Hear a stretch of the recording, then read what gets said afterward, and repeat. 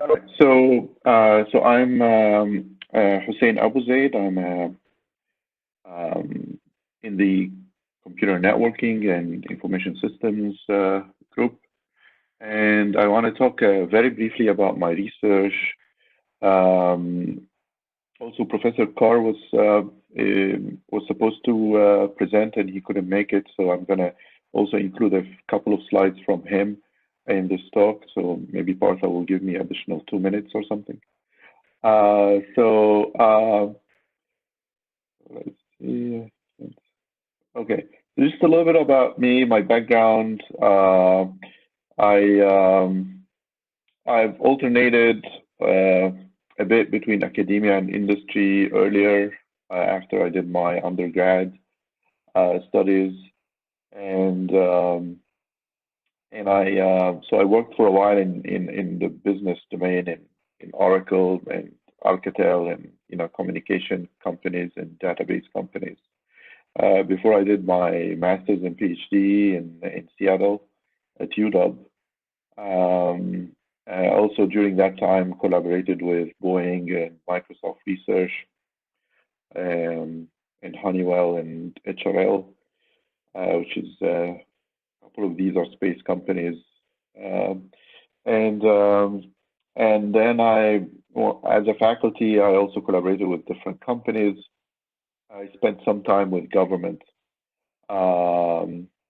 entities, including National Science Foundation. Um, so, um, so my research in general focused in different times, focused on different themes. I've been a professor for almost 20 years now, so um, every around 5 years there is a different focus, and some of these directions I still pursue to different extents. Currently I focus on intelligent network systems, coexistence, cooperation, 5G and beyond. Of course, 5G is an existing standard, so we're now talking about beyond the fifth generation of cellular systems, um, spectrum sharing, and so on. So this is mainly what I'm going to talk about is the current focus. But I still have some focus on wireless sensor networks and the Internet of Things, routing in dynamic multi-hop networks, and also wireless wired congestion control. So Internet protocols like TCP/IP and stuff similar to that. So current focus, one of the themes is intelligent proactive content sharing. So the idea is everyone is using a lot of video, and there are peak hours where content is being consumed. Of course, for example, when you get home around 6, everyone is downloading and using video. But during the day, the demand the pattern is different.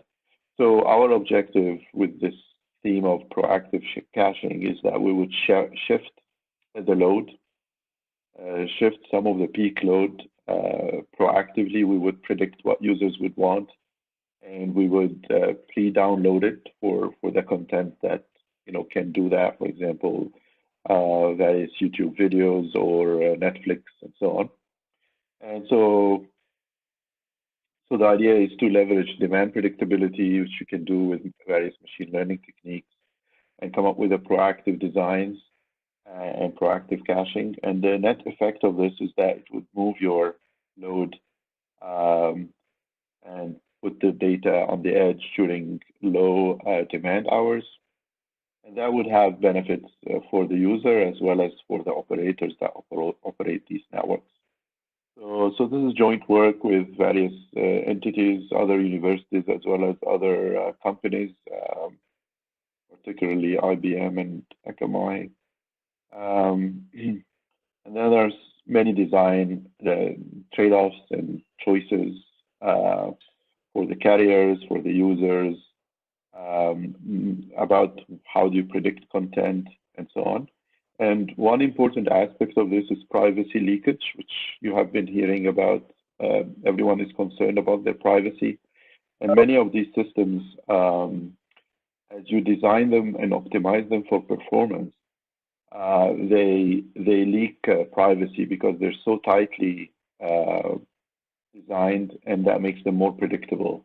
And then an attacker could actually figure out what everyone is interested in, and so it's not so much about protecting the content as much as protecting what people are asking for. So in that leads to another theme in my recent work, which is trying to look at privacy leakage. And there are some techniques that are very efficient, such as coded caching, but these techniques are very vulnerable to eavesdroppers.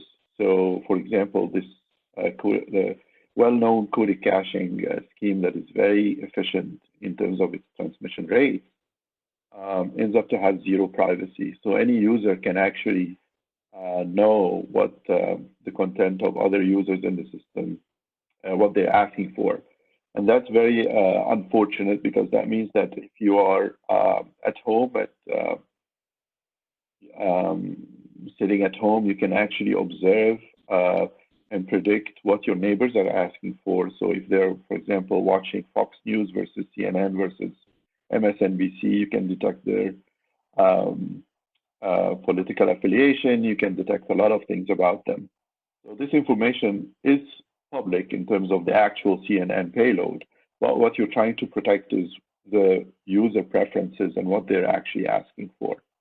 And so we devise various schemes to actually do that,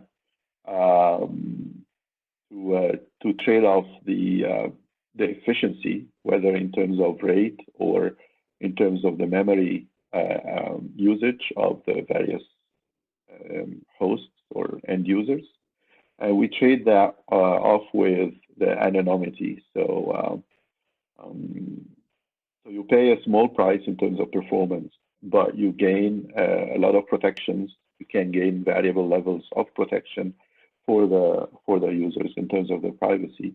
And that just shows that current schemes only achieve 1 point, which is the best point for the rate, which is very low rate.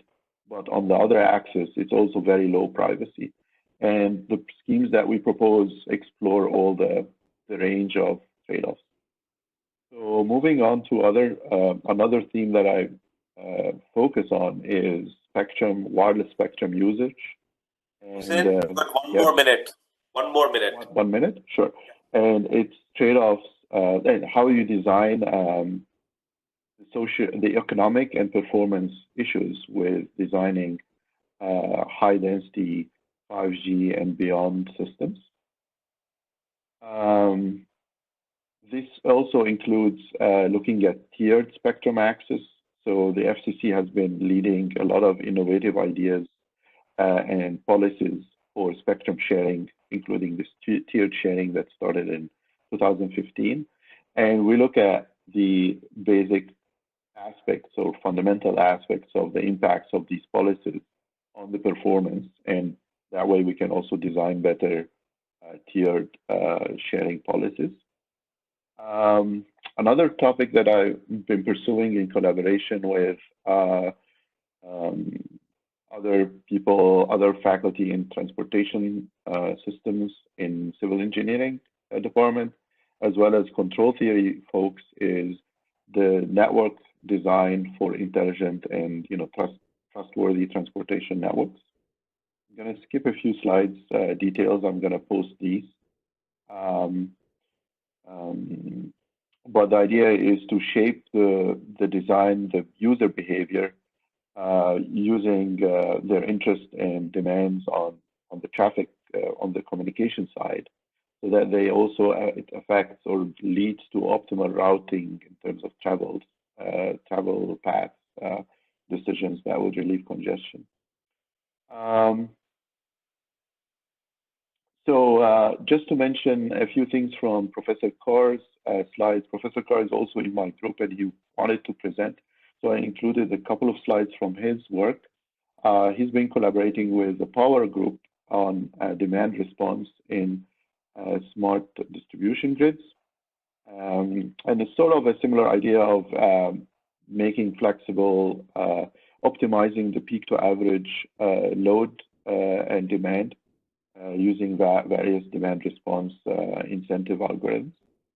And another project of his with John Wen, who's in our department in controls, and Sandy Mishra, who's from mechanical engineering department, who's affiliated with our department as well, is on human mediated control for building energy systems.